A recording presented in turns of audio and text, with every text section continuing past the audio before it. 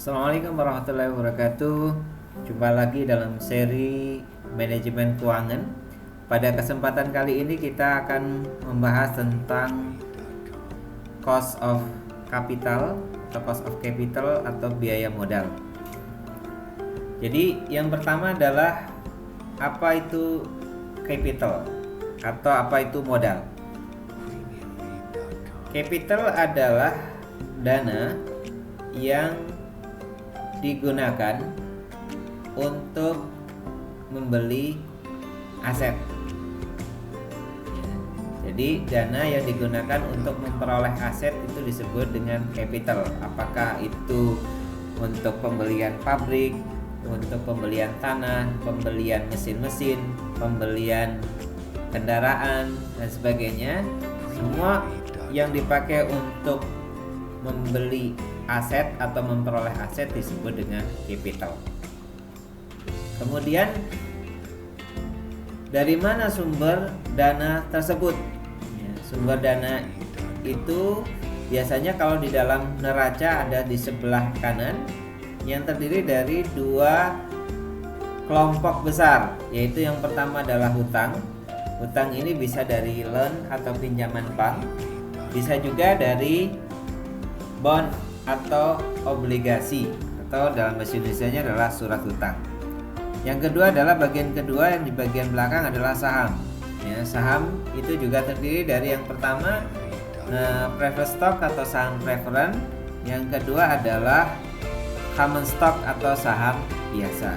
Kemudian yang ketiga adalah dari keuntungan yang disisihkan yang tidak dibagikan kepada para pemegang saham, yang disebut dengan retained earning atau laba yang ditahan. Ini adalah 5 macam sumber dana yang merupakan capital bagi perusahaan. Lalu apa itu cost of capital? Cost of capital adalah biaya yang harus dikeluarkan perusahaan atas dana yang diperoleh. Jadi kita tahu bahwa tadi sumber-sumber dananya ini bisa dari loan, dari bond, dari preferred stock, ada dari common stock, ada dari retained earning atau laba ditahan.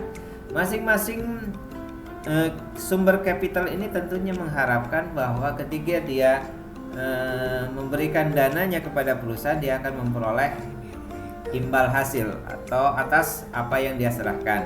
Misalnya pinjaman bank, dari bank tentu minta namanya bunga.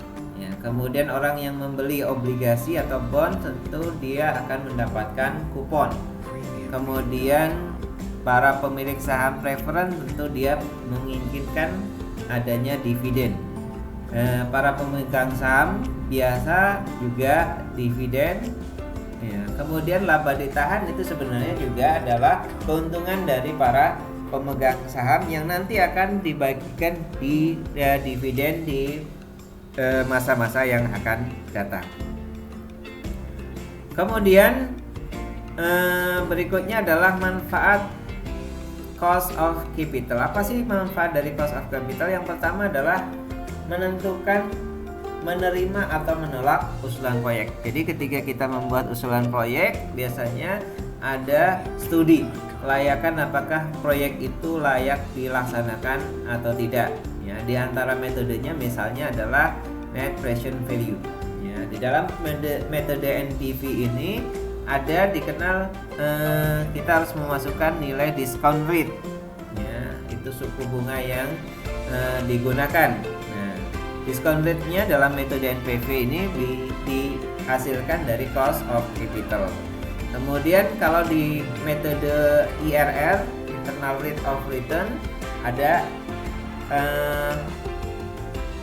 hurdle rate, yaitu patokan rate berapa yang kemudian menyatakan bahwa usulan itu layak untuk diterima atau ditolak. Maka ini juga mengandalkan atau berasal hurdle rate-nya ini berasal dari cost of capital.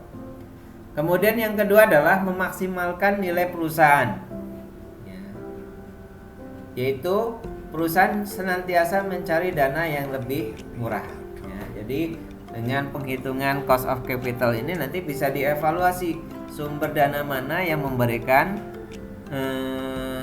nilai yang lebih rendah, ya. Cost of capital yang lebih rendah. Kemudian yang ketiga adalah keputusan lain-lain. Contohnya, apakah mending sewa atau beli? Apakah perlu ditambah modal kerja atau tidak? Apakah syarat pembayaran perlu diperpanjang atau tidak? Ini adalah manfaat cost of capital. Kemudian bagaimana cara penghitungan cost of capital ini? Yang pertama ada dengan menghitung biaya masing-masing sumber dana atau partial cost of capital. Yang kedua adalah dengan menghitung biaya keseluruhan sumber dana atau comprehensive cost of capital yang dikenal dengan namanya metode VACC. Demikian, assalamualaikum warahmatullahi wabarakatuh.